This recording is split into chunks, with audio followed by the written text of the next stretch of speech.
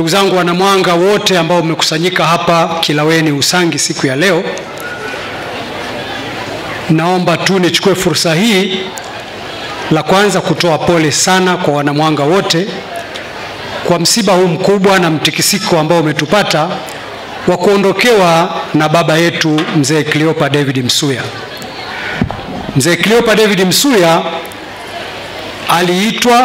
ameitwa na anaitwa baba wa Mwanga kwa azimio la halmashauri kuu ya Chama cha Mapinduzi pamoja na baraza la madiwani la halmashauri ya Mwanga, kwa kutambua kwanza mchango wake mkubwa katika kipindi chake cha uongozi, lakini mapenzi yake na kazi kubwa ambayo ameendelea kuifanya hata baada ya kustaafu.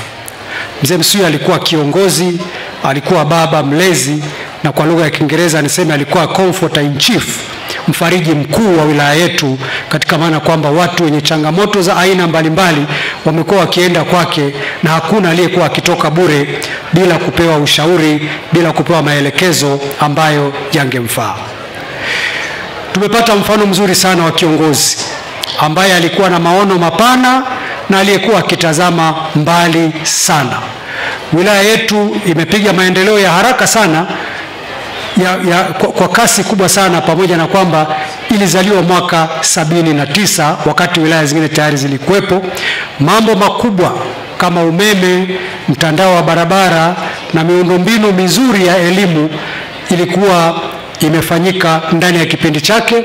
Aliweka msingi ambao hata sisi tunaoongoza leo tunaendelea kufuata.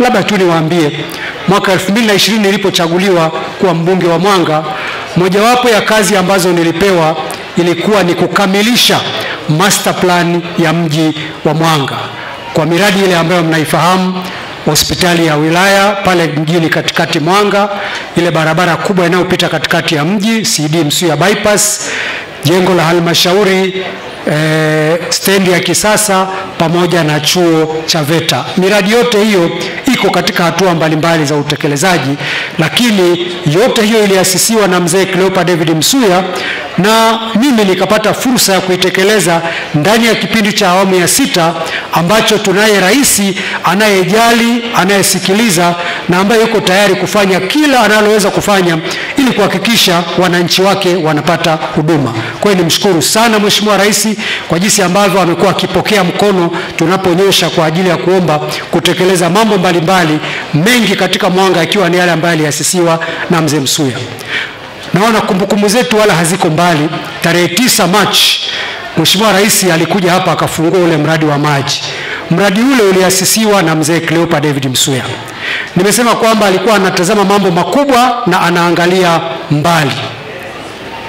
Angeweza kang'ang'ania vimiradi vidogo vidogo, kuchimba visima viwili vitatu ili tumpigie makofi tumpe kura, lakini akaangalia mradi mkubwa wa zaidi ya bilioni 4 ambao umenufaisha wilaya sio ya Mwanga tu, mpaka Same na Korogwe. Ukachukua muda mrefu, lakini leo hii tumepata kitu ambacho kila tukiangalia, tukinywa maji tunamkumbuka.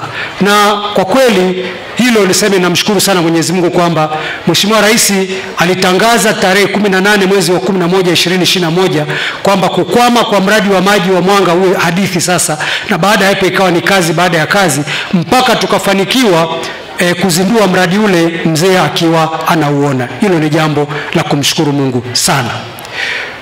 Niruhusu niseme jambo lingine moja, ni dogo lakini mimi huwa linanigusa. Umoja wa wanawake wa Chama cha Mapinduzi walikuja ofisini kwangu Dar es Salaam kabla sijawa mbunge, wakinielezea habari ya mradi ambao wanataka kuufanya, mradi wa kujenga shule. Lakini wakati wanakuja kwangu walitoka kwa Mzee Msuya, walienda wakamsimulia, akamwambia nendeni mkamueleze kijana wangu anaitwa Tadayo, yeye atakuja kunieleza mimi. Walivyonieleza nikawaelewa, nikaenda kwa mzee nikamueleza, akaniambia nipe muda. Baada ya kama mwezi mmoja akaniita, akasema maneno haya, akasema nataka tujenge kashule. Alitumia neno kashule. Nataka tujenge kashule kwa wasichana ambapo Mtanzania yeyote mwenye mtoto wake wa kike mahali popote pale atakapokuwa anafikiria zile shule tunazojua, St. Mary's, Kifungiro, Mazinde Juu, afikirie na hii. Nikachukua yale maelekezo, tukaanza mchakato, tukajenga shule ya Dr. Asha Rose Migiro ambayo iko hapa Mwanga.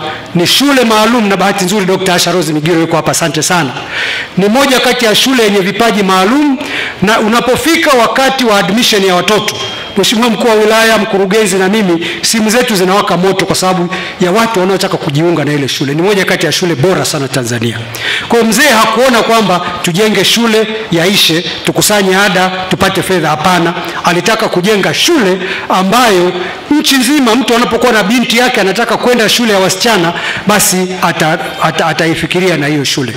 Dr. Samia Suluhu Hassan ametupa miundombinu ya kidato cha 5 na cha 6, ilikuwa form 1 mpaka form 4, sasa tuna form 5 na 6, na ni miundombinu bora, madarasa mazuri kuliko yale niliyosomea mimi chuo kikuu. Jiko zuri kuliko la hoteli ile maarufu ambayo unaijua wewe linalotumia gesi. Kwa kweli mzee aliweka alama ya vitu ambavyo tukivifuata, tukiamua kuvifuata, basi nadhani tutakwenda vizuri. Lakini mimi niwape moyo, ni kweli tumetikisika, tuna hofu, lakini mimi nataka kuatia moyo kwamba mzee hakuwa mchoyo wa fikra zake. Mzee hakuwa mchoyo wale aliyokuwa anayafahamu ya uzoefu wake. Alikuwa anatuita viongozi mara kwa mara na kutuelekeza jinsi ya kufanya. Kwa hiyo tunajua mambo aliyokuwa anayafanya, na tutajitahidi kadri Mwenyezi Mungu atakavyotuwezesha kuyafuata ili wilaya yetu isitikisike. Mwisho kabisa, mwanasiasa wana mwisho kabisa, sijani. Mwisho kabisa, mojawapo ya watu ambao mzee Msuya alinikabidhi ni wazee na wanamwanga wanaoishi Dodoma wenye chama chao kinachoitwa Nyika na Vome. Niliwaona pale Mwanga, wamekodi high costa, wamekuja mpaka hapa. Naomba kama wapo tuwatambue tu angalau kwa kupunga mkono, kwa sababu naamini hata kesho watakuwepo. Wamefika alfajiri, labda wamechoka, lakini Mwanga pale walikuwepo. Kama huko mzee Liapendavyo na wengine wote, naomba tuwaone.